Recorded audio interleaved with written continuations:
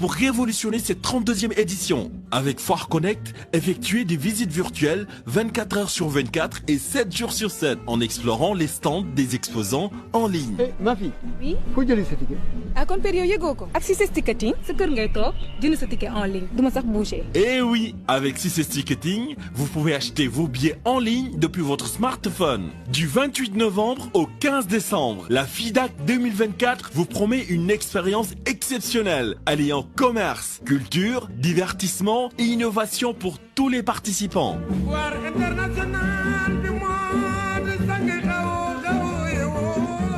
Salam alaikum Sénégal ngi maaleykum salaam Sénégal ngi nanga def sawa Sénégal ngi maa ngi fi.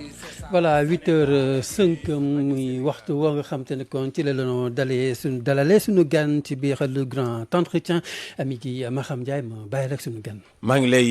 jaajëfal bu baax a baax Arouna Diouf di nuyu itam ñi nga xam ne rek ñoom ñooy teewlu jamono jile rajo Sénégal fii si réew mi ak bitim réew. di am mbégte di ànd ak tey si waxtaan bi ak docteur Cheikh Gueye moom mooy secrétaire général bu cadre unitaire de l'islam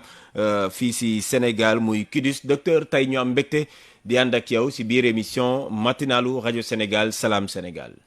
asalaamualeykum wa rahmatullah ñi ngi leen di nuyu ñi ñuy déglu ñëpp di leen sant ci invitation bi donc di leen déglu. yàlla. ñu am mbégte kon di ànd ak yow si waxtaan bi nag lañ koy dooree mooy li xew Sénégal ñàkkul ni nelawoo sax ba yandoor ba nga ko déggee muy violence bi nga xam ni daal nañ koy ràññee fii si biir Sénégal si jamonoy campagne électorale ban lecture nga am si li xew. waaw d'abord am ci naqar ndax yaakaaroon ni bu ñu jógee ci li fi xewoon. diggante mars 2021 ba disons février wala mars 2024 ñu bari ci acteurs politiques yi dinañu tirer les leçons ci li nga xamee ni moo fi xewoon loolu yëngaloon réew mi jaxase askan wi tere nit ñi nelaw tere nit ñi liggéey ñu baree bari gaañu ci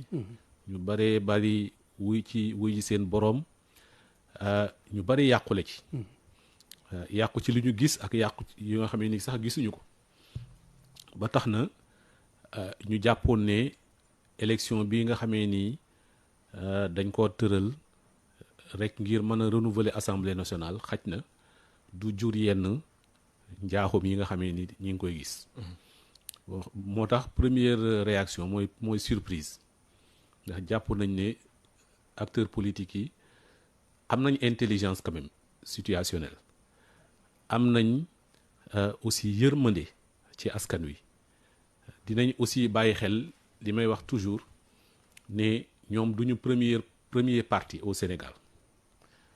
pour man premier parti au Sénégal mooy le parti de la paix mooy parti ñi bëgg jàmm ci nga bokk Arona ñi ñuy déglu ñëpp je suis sûr que 99% ci ñoom ci la ñu bokk parti boobu faruñu fenn li ñu bëgg mooy bu ñu xëyee seen xel dal seen xol dal ñu yore seen liggéey dem liggéeyi ko ñëw dara du leen gàllankoor ñu dellu seen njaboot tranquille parti boobu nag dafa mel ni homme politique yi dañ leen di fàtte moo tax su ñuy waxante seen diggante ñoom duñ leen bàyyi xel jamais soo ko seetloo nii nga xamee ni noonu la ñuy xaxaarante fi mu nekk nii di menacante bàyyiwuñu xel ne menace bu nekk ak xaxar bu nekk ay perte de voix la par rapport ak ñi nga xam ne dañu bëgg jàmm moo tax ma jàpp ne loo xamee ni la lu ñu war a teg suñu kanam xool nag lan moo tax ba fi Senghor nekkee ba léegi mosu ñoo am espace politique boo xamee ni bu apaisé la totalement ñu mën a dem ci élection def campagne électorale lépp jaar ci ay programme ñu daal di dem élection citoyens sénégalais yi nga xamee ni ku leen dàq voté ci àdduna bi amul ñoom dañu mën a tànn dañu mën a vote utile dañu mën bis bi bu bis bi jotee ku ci nekk da ngay xam li nga bëgg takku dem ci bureau de vote yi voté dem toog sa kër bu résultat génnee suba sa ñëpp dem liggéey. pourquoi comme ni nga ko waxee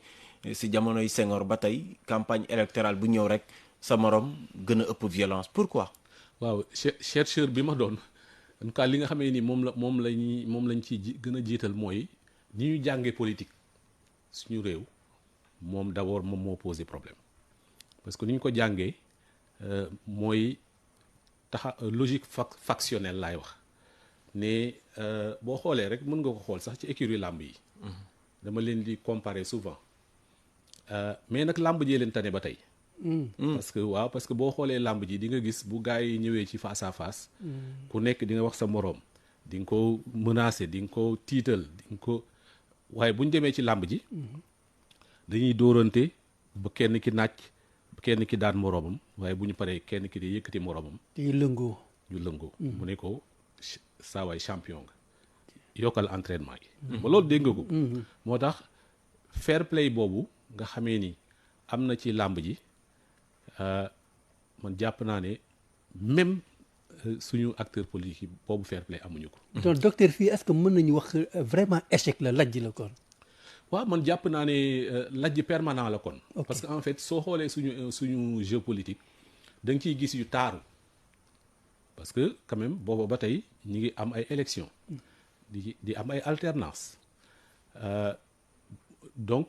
wet googu taaru na. li ci taaruwul te poser problème te doon lajju espace politique bi yëpp mooy mënuñu am débat apaisé ci ay élections mënuñu am élection sans violence mënuñu am élection yoo xamee ne du am ay mort ak i blessé loolu échec la moo tax ma jàpp ne xaj na bu lii weesoo war nañ cee am toogaay bu gën a yaatu bu gën a xóot boo xamee ni dina permettre vraiment ñu adresser li nga xamee ni mooy tax réellement loolu du fi jóg. est-ce que ADN homo sénégalais bi la. est-ce que melokaanu politicien ndax politicien ak tàngooram. politicien ak ñi koy wër ñi muy waxee ak ñoom parti politique amatul sens Sénégal. daanaka da nga naan amatu fi. ñoom ñëpp d'ailleurs kenn sañu cee sukkandikooti ci sa parti pour dem élection bon xaj na exception bi mooy Pastef bi yoon. mais moo lay won ne parti politique yi amatuñu. bari na ay problème politique ci biir waaye surtout militant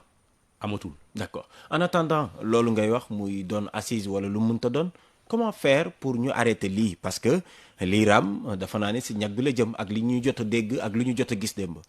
waaw ku nekk am na ci wàll. xam nga ñun lu mel nii ñu ciy woo sax ñun taxuñu woon a jóg bi ñuy créer cadre unitaire l'islam waaye dañoo gis ne ni nga xamee ni noonu la espace politique bi di doxee su amul ñuy woote jàmm te teg ko aussi ci cëslaayu réew mi maanaam muy fonction bi nga xamee ni benn la ci yi nga xamee ni jox nañ ko sëri kilifa diine yi. muy jàpp ne bu réew mi demee ba am fu mu toll ñoom ñooy delluwaay yi ñoom la ñuy bàyyi xel ndax ñoom ñun ñëpp ku ci nekk am na koo jox sa xol am na koo jébbalu am na koo jox sa bopp. xam ni kon buñ demee ba nga xamee ni yëf yi xaw naa am fu mu toll nga mën a ñoom ñu mën a doon delluwaay. est-ce que seen discours ba tey jii nit ñaa ngi koy dégg. waaw bu tollee fee ne fi dinañ ko déglu loolu moo ci doy waar nag ndax bu ñu nekkee ci seen jëflante. waaw du ñu bëgg a déglu waaye bu ku ci tollu fenn fii di nga bëgg sëriñ bi wax. bu ñu commencé jàkk. bu réew mi amee fu mu toll nga xam ni ñoom xamatuñu fu ñu jëm dinañ dellu. moo tax bëgguñu aussi ñun bokk chaque fois ci sëmbaxloo bi même société civile ak yëpp dañu bëgg souvent aussi jël recul. surtout élection bi man moom bokkoon naa ci ñi nga xam ne dama ko jëloon ak détachement parce que dama jàpp ne lii xew ci politique Sénégal war nañ ci jàngat. mooy ñëpp mos nañoo far mos nañoo tàqaliku mos nañoo delluwaat gis nga doomu ndey démb. ñooy doon doomu ndey suba. bu la ci kenn nax donc ñi jote tey jii nii. lu mu rëy lu wax ji rëy. bu subaa mën nañoo ànd. te ñoo àndoon démb. te ñoo àndoon démb la preuve ñi fi xoolal coalition yi ni mu demee bii yoon ku la ni woon li fi xew ci diggante Karim Wade waa APR dinañ dem ba àndaat doo ko gëm. est-ce que donc loolu maanaam marqueuru jeu politique sénégalais la ci la bokk donc moo tax ñun ñii effectivement war nañ am la bonne lecture di continuer di def alerte di continuer di gérer situation yi ba bu mu dégénérer donc kuréelu diine yi am nañ ci solo mais ñi nga xamee ni ñoom ñooy médias yi tamit am nañ ci solo saa yoo xëyee di lire journaux yi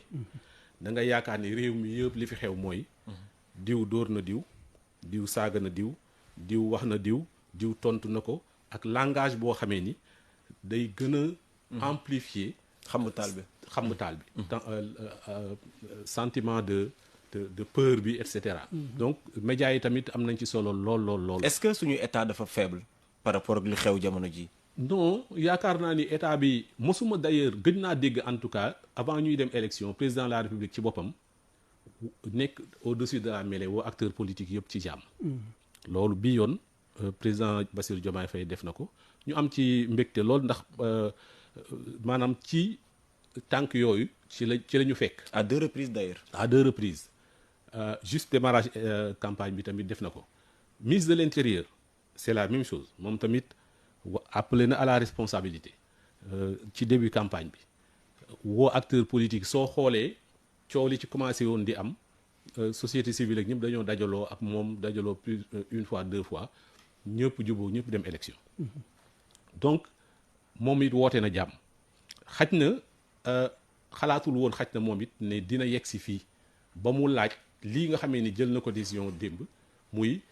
dem yónni ñi nga xamee ni ñooy takk der yi ñu dem ci convoi yëpp désarmer leen loolu ca commencement ba la ko waroon a def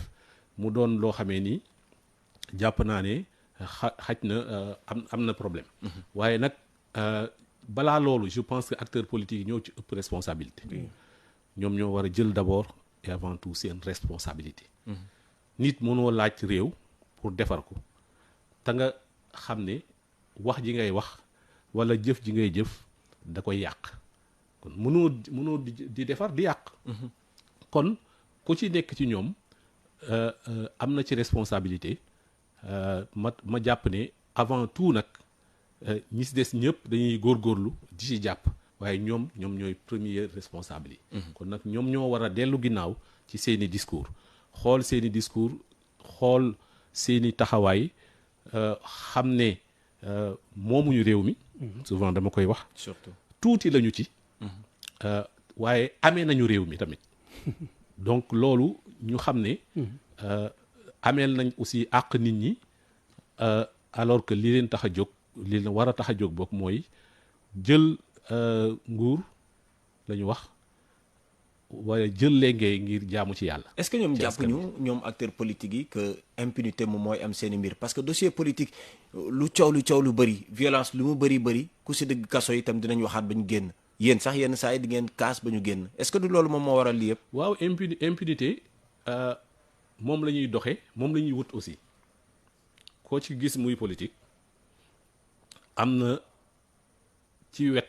loo xamee ni bëgg na ko di ko wax te dara du ko ci fekk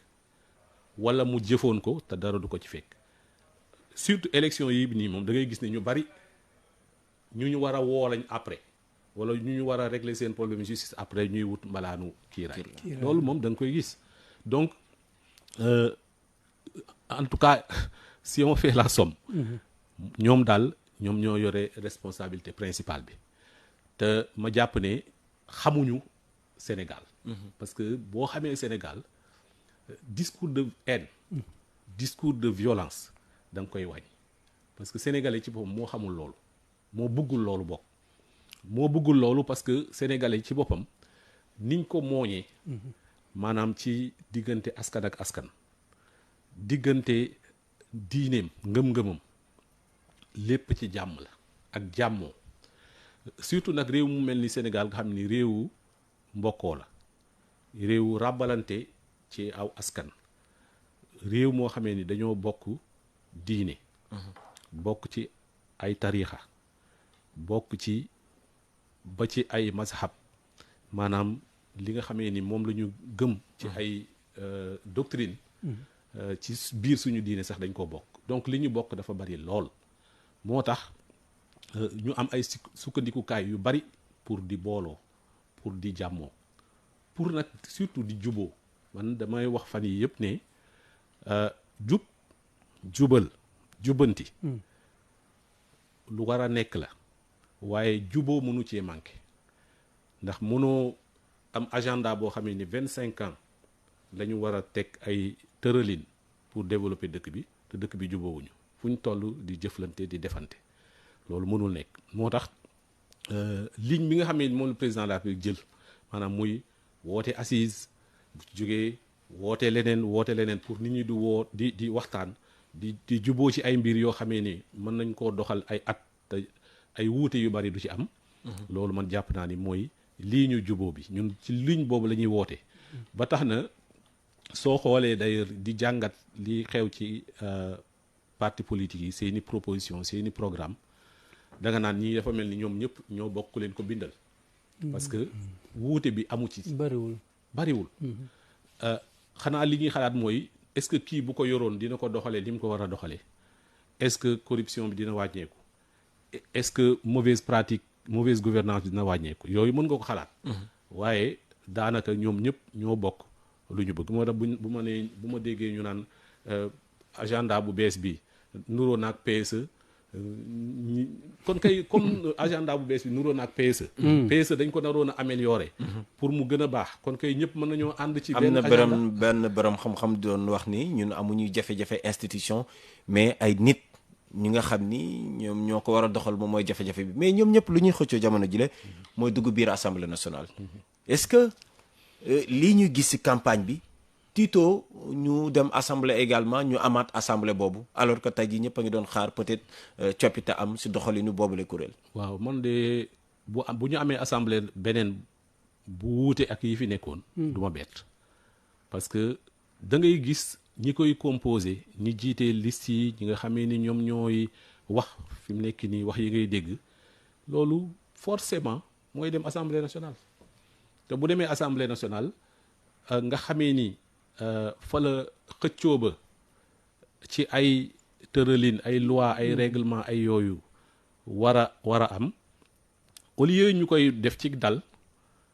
toujours ci ay pëccxoo du ngeen ko fi defee jàppal ma fii bàyyi fii yu mel noonu moom moo tax assemblée législative yi mu passé ni yëpp am problème ba tax na yaakaar naa ni bu ñu demaatee assemblée nationale noonu lay demee moo tax li may wax depuis tout à l'heure mooy mbir mi simpleul nekkul loo xamee ni dañ koy raay nii rek mu faju lu xóot a xóot la ci naka la ñuy defee politique Sénégal ñan ñoo war a incarner suñu ay institution ban genre nit la ñuy nekk sénégalais yi tamit xool ñi nga xamee ni ñoom lañ koy jox pour man lu yaatoo yaatu la loo xamee ni dina jël ay at balaa ñuy changer vraiment de culture parce que pour man culture politique de violence violence verbale attaque personnelle violence physique et armée culture politique bu Sénégal la. D'accord Arona. oui peut-être ci biir assemblée ba pare laataa may bàyyee ak Arona gis nañ campagne yi ñu génn bokkoon na ci ay lois yu ñu doon yàgg gën a fës en tout cas ci discours yi mooy lu jëm ci wàllu xeex homosexualité ci réew mi bii ñu gis ni naam am na ñu koy tudd mais doole bi bëreetul est-ce que yéen tey jii KUDIS lan mooy seen position par rapport ak cette loi est-ce que jàpp ngeen ni élection yi bii assemblée bii ñu jëm dañ ko war a criminaliser. man de jàpp naa ne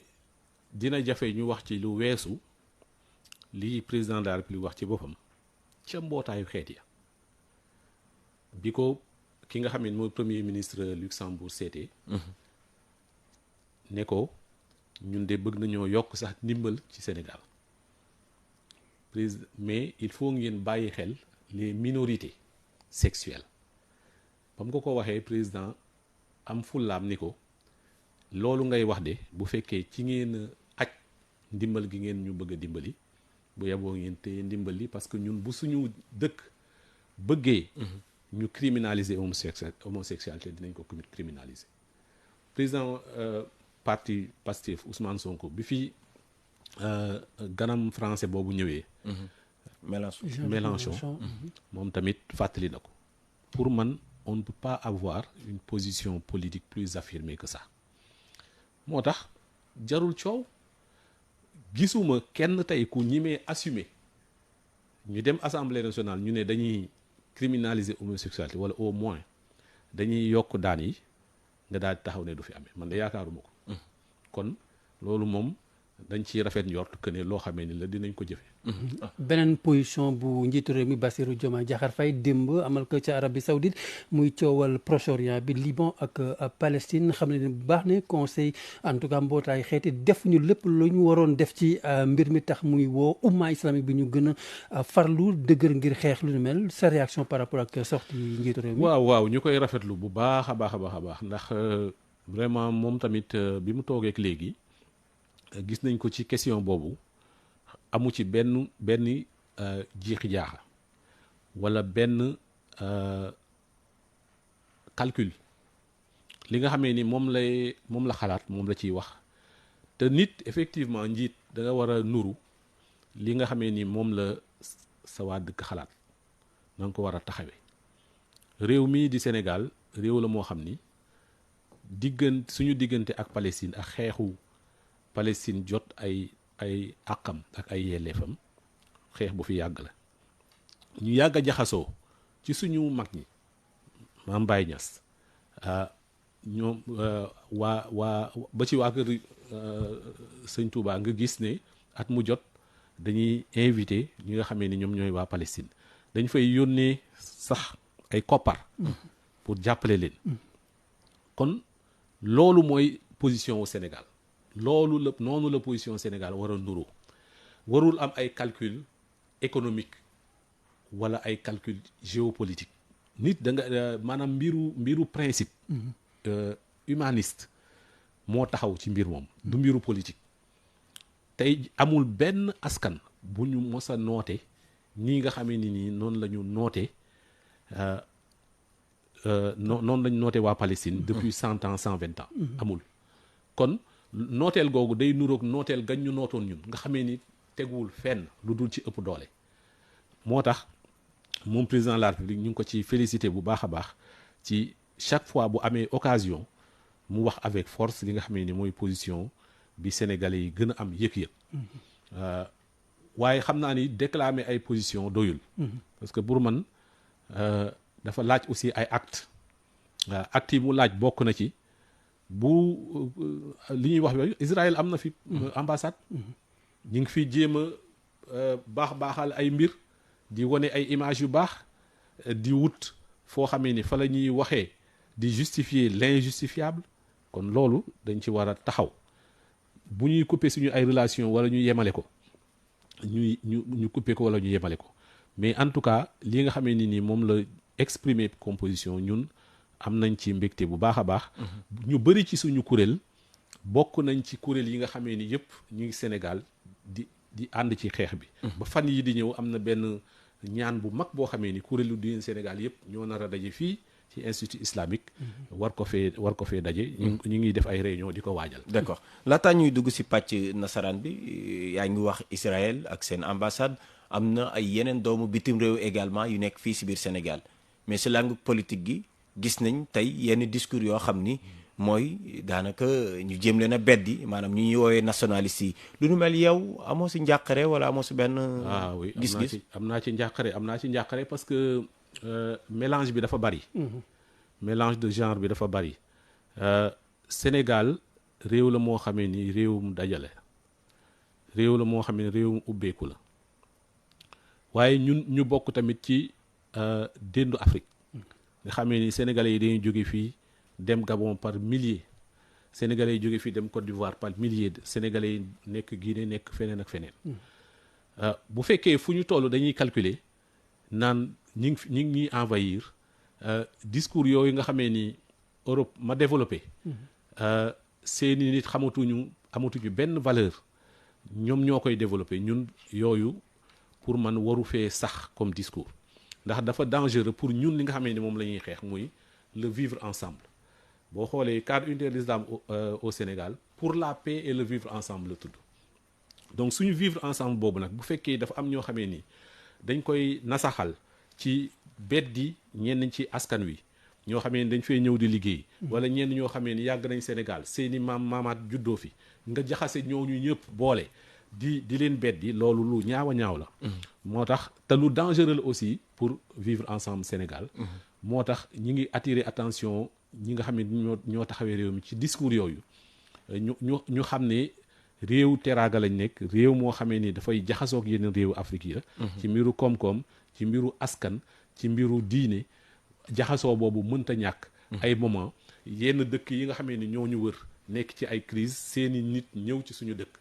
bis bu jafe-jafe amoon Sénégal it wala ay opportunité yu yeneen ubbeeku seeni dëkk ñu nit suñuy nit dañuy dem foofu. D'accord noonu lañ ko war a gisee. Alors nous sommes avec docteur Cheikh Gueye, il est le secrétaire général du CUDIS, le cadre unitaire de l'islam au Sénégal. Il est notre invité dans la matinale Salam Sénégal. Docteur, la campagne électorale qui a démarré depuis plus de 2 semaines est émaillée par des scènes de violence. Le dernier cas en date a eu lieu à Saint-Louis, sans oublier également les discours violents. Quelle est votre lecture par rapport à ce que vous constatez présentement? Merci d'abord de l'invitation et je salue tous les Sénégalais qui nous écoutent, ici et ailleurs, de même que les étrangers également, qui vivent parmi nous, comme on a l'habitude de le dire. C'est d'abord un sentiment de surprise, parce que après tout ce qui s'est passé depuis mars 2021, avec tous les troubles politico-judiciaires que nous avons connus, qui nous ont valu des dizaines de morts, des centaines de blessés, des destructions de biens et un marasme économique incroyable après le Covid, etc. Nous avions pensé que les hommes politiques avaient fini de retenir la leçon. Et surtout après une élection présidentielle qui finalement s'est déroulée dans de très bonnes conditions avec l'élection d'un président de la République au premier tour. Nous avions pensé que on entrait dans une phase de relative stabilité pour quelques années pour véritablement relever notre pays et le mettre au niveau de l'ambition que les jeunes, qui sont désormais 3/4 de notre population, que nous puissions atteindre le niveau que les jeunes attendent, avec exigence et empressement. Donc c'est un peu ça mon premier sentiment. Donc c'est un sentiment de dégoût également, de regret par rapport à tout ce que nous entendons ces jours-ci, avec le retour en force de la violence verbale et de la violence physique et Qu'est-ce armée. qu'il faut faire? Bon, aujourd'hui, c'est ce que je dis. On va continuer à appeler les uns et les autres à la responsabilité. On va appeler les uns et les autres à plus de sérénité. Mais on va également appeler les Sénégalais à savoir raison garder dans une situation comme celle-ci. Nous rappelons surtout aux hommes politiques qu'ils sont un parti très minoritaire au Sénégal. Que le premier parti au Sénégal, c'est le parti de la paix. Le parti des gens qui aiment la paix, qui veulent la paix. Et ce parti-là est largement majoritaire et pourtant, ils n'en tiennent pas beaucoup compte. Je pense que chaque prise de parole violente ou chaque acte de violence fait perdre des voix à des candidats. Et même s'ils ne s'arrêtaient qu'à ce calcul électoral ou politique, ils devraient savoir raison garder. C'est pour ça que nous réitérons les appels que nous faisons depuis de nombreux mois, de nombreuses années. Nous avions même proposé il y a quelques années une charte de non-violence pour couvrir les périodes électorales. Parce que fondamentalement, je crois que ce n'est pas quelque chose de conjoncturel. C'est quelque chose qui est structurel, qui est dans l'ADN même du jeu politique sénégalais. Toutes ces formes de violence. Alors que fondamentalement, elles n'ont pas leur place dans un espace politique civilisé. dans un jeu politique civilisé, parce que le jeu politique civilisé, c'est une confrontation des programmes, des idées, des visions. Et ce que nous observons, c'est une tendance presque culturelle à mettre les attaques personnelles au devant, à mettre la violence armée et physique physique, verbale, etc. Donc c'est ça qui est très regrettable et ça n'en oublie pas notre pays, véritablement. Merci d'être passé nous voir, Dr Cheikh Gueye. Je vous remercie de l'invitation et j'appelle encore une fois au calme, à la responsabilité, notamment des hommes politiques, mais également à une action plus forte de l'État pour prévenir les récalcitrants et également arrêter cette violence et surtout donner la voix aux citoyens. Parce que finalement, dimanche, c'est eux qui auront la possibilité de choisir et personne ne doit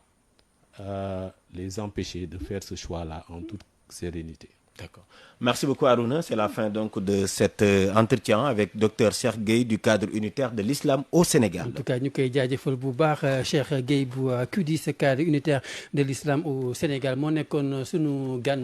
ñu bàyyi place bi ak Oulay Kane yéen auditeurs yi ngeen mën a woote ci 33 849 12 45 ginnaaw bu ñu waxtaanee ak sunu gan kon ngeen mën cee réagir ba suba ak jàmm incha allah ci biir Salam Sénégal. Salam alaikum Sénégal ngi maaleykum salaam Sénégal ngi nanga def sawa Sénégal ngi maa ngi fi c'est ça Sénégal ngi rajo Sénégal indi ay coppite